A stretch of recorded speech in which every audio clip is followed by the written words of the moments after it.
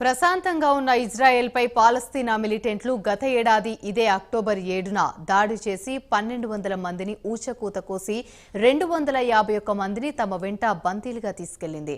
ఆ తర్వాత నుంచి హమాస్ మిలిటెంట్లను ఏరివేసే పనిలో పడింది.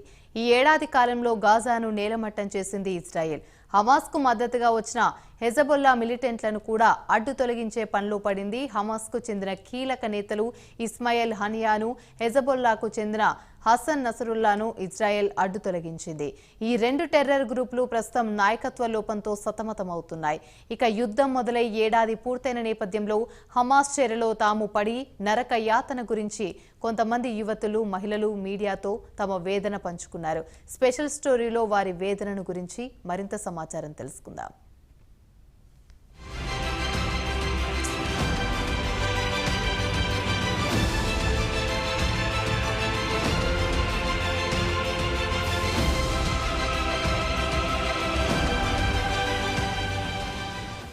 గత ఏడాది అక్టోబర్ 7న హమాస్ మిలిటెంట్లు ఇజ్రాయిల్పై వేలాది రాకెట్లతో దాడులకు తెగబడింది. పేలుడు పదార్థాలతో పాలస్తీనా ఇజ్రాయిల్ సరిహద్దును ధ్వంసం చేసింది. స్పీడ్ బోట్లతో పాటు పారాగ్లైడర్స్తో దాడులకు పాల్పడింది. అదే రోజున ఇజ్రాయిల్ పౌరులు తమ కుటుంబాలతో కలిసి నోవా మ్యూజిక్ ఫెస్టివల్ చూసేందుకు రావడంతో వారిపై మూకుమ్మడిగా దాడికి తెగబడ్డారు. 1200 మందిని ఊచకోత కోశారు. 251 మందిని బందీలుగా చేసుకుని తమ వెంట తీసుకెళ్లారు. ఇక బందీలపై జరిగిన అత్యాచారాల గురించి యునైటెడ్ నేషన్స్ ఈ ఏడాది మార్చిలో ఒక నివేదిక ప్రచురించింది. బాధితులు చెప్పిన గాథలు వాస్తవాలేనని యుఎన్ కూడా అంగీకరించింది. యుఎన్ ప్రత్యేక ప్రతినిధి ప్రమీలా పాట్టెన్ కూడా మహిళా బందీలను గాజాకు తీసుకెళ్లి అత్యాచారాలకు పాల్పడ్డారని వివరించారు. హమాస్ చెర నుంచి బయటపడ్డ వారు బందీలుగా హమాస్ చెరలో ఎలా నరకయాతన పడిందో ఆమె వివరించింది.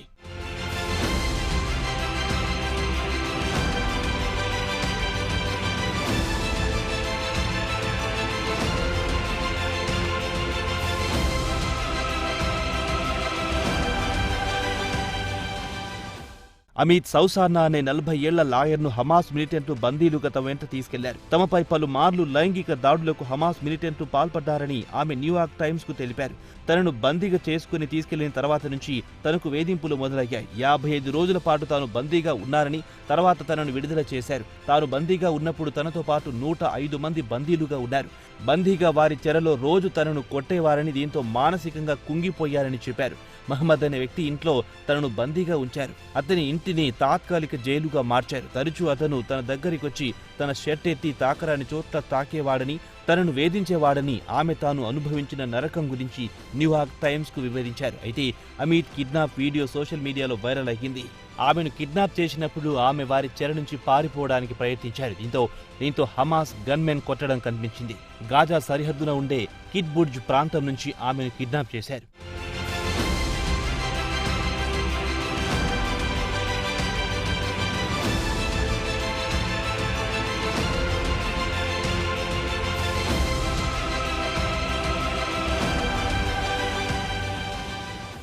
ఇక 21 ఏళ్ల మియాస్కేమ్ విషయానికి వస్తే, ఈ 21 ఏళ్ల యువతిని 54 రోజుల తర్వాత విడిచిపెట్టారు.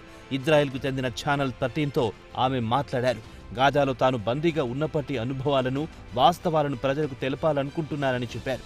ఆమె హమాస్ చెరలో ఉన్నప్పటి వీడియోను హమాస్ విడుదల చేసింది. తనను వెంటనే విడిపించాలని ఇజ్రాయెల్ ప్రభుత్వాన్ని కోరుతున్నట్లు హమాస్ ఒక వీడియో విడుదల చేసింది. గాజాలో ఓ సివిలియన్ కుటుంబంలో ఆమెను బందీగా ఉంచారు. ఆ కుటుంబంలో పిల్లలు, మహిళలున్నారు. అక్కడుండే వారందరూ టెర్రరిస్టులే. కుటుంబం హమాస్ కోసం పనిచేస్తున్నారు. తనను ఆడవారు, పిల్లలున్న చోట ఎందుకు ఉంచారని తనను తాను ప్రశ్నించుకునేదానని ఆమె చెప్పుకొచ్చారు.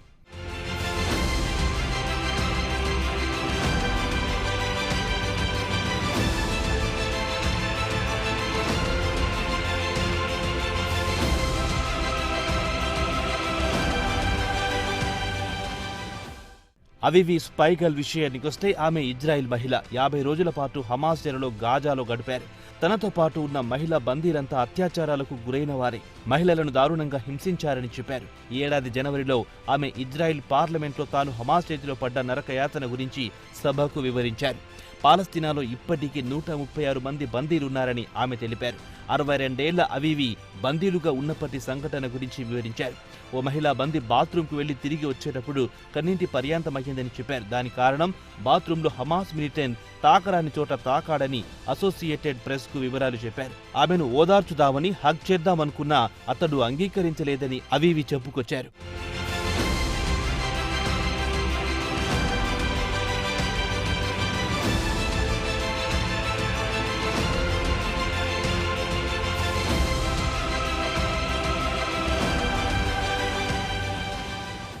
బందీగా ఉన్న మరో మహిళ వారు ఇజ్రాయెల్ ఆర్మీ ఆఫీసర్గా భావించి ఆమెపై కూడా తరచూ దాడులు చేస్తారేమో అని ఆందోళనతో ఉండేవారని చెప్పారు. అయితే ఆమెపై ఎలాంటి లైంగిక వేధింపులు జరిగాయో మాత్రం ఆమె వివరించలేదు. ఓ 26 ఏళ్ల నోవా ఆర్గామని అనే యువతితో బలవంతంగా ప్రీ రికార్డెడ్ వీడియోలో తన సహచరులు ఇద్దరిని హమాస్ మిలిటెంట్లు కాల్చి చంపారని చెప్పాలని ఒత్తిడి చేశారు. ఆ వీడియోను హమాస్ టెర్రర్ గ్రూప్ సోషల్ మీడియాలో విడుదల చేసింది. అలాగే ఆ యువతితో గాజాపై బాంబులు వేయడాన్ని తప్పుబడుతూ ప్రకటనలిప్పించారు. గతేడాది హమాస్ చెర నుంచి విముక్తి పొందిన ఓ 18 ఏళ్ల యువతిని ఓ హమాస్ మిలిటెంట్ ఆమెను పెళ్లి చేసుకుంటారని, తనకు పిల్లలు కనివ్వాలని బలవంతం చేశాడని చెప్పుకొచ్చారు. 50 రోజుల పాటు చెరలో ఉన్న ఆమెను 14వ రోజు ఓ రింగ్ బహుమతిగా ఇచ్చాడు. అందరిని విడుదల చేస్తాం, నువ్వు మాత్రం ఇక్కడే ఉంటావు, నాకు పిల్లల్ని కనిపెట్టు అని చెప్పాడని ఆమె తన అనుభవాన్ని వివరించారు.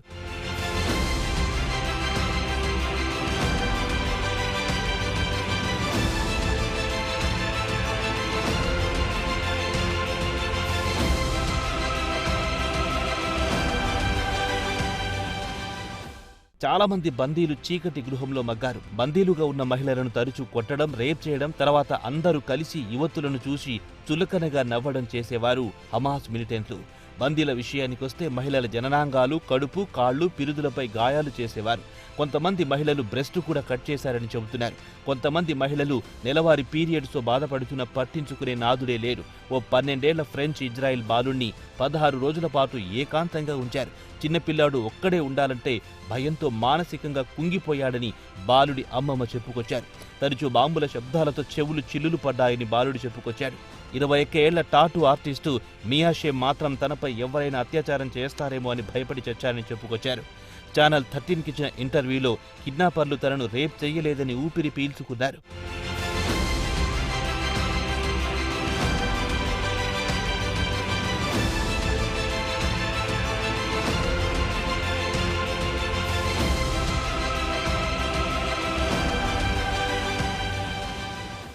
దీనికి కారణం కూడా ఆమె చెప్పారు. తన నుంచిన ఇంట్లో కిడ్నాపర్ భార్య పిల్లలున్నారు. కిడ్నాపర్ భార్య పిల్లలు ఇంటి బయట కాపలా ఉండేవారు. అందుకే తనపై అత్యాచారానికి కిడ్నాపర్లు భయపడ్డారని ఆమె వివరించారు. అయితే కిడ్నాపర్ చూపు మాత్రం ఎప్పుడూ తనపైనే ఉండేదన్నారు. ఆమెను సూపర్ నోవా మ్యూజికల్ ఫెస్టివల్ నుంచి కిడ్నాప్ చేశారు. గత నవంబర్లో జరిగిన ఒప్పందంలో ఆమెను విడుదల చేశారు. మొత్తానికి హమాస్ చెర నుంచి బయటపడ్డ మహిళలు, యువతులది ఒక్కొక్కరిది ఒక్కొక్క కన్నీటి కథ. మరి మహిళలపై జరిగిన దాడుల గురించి హమాస్ ఎలా స్పందిస్తుందో వేచి చూడాల్సిందే.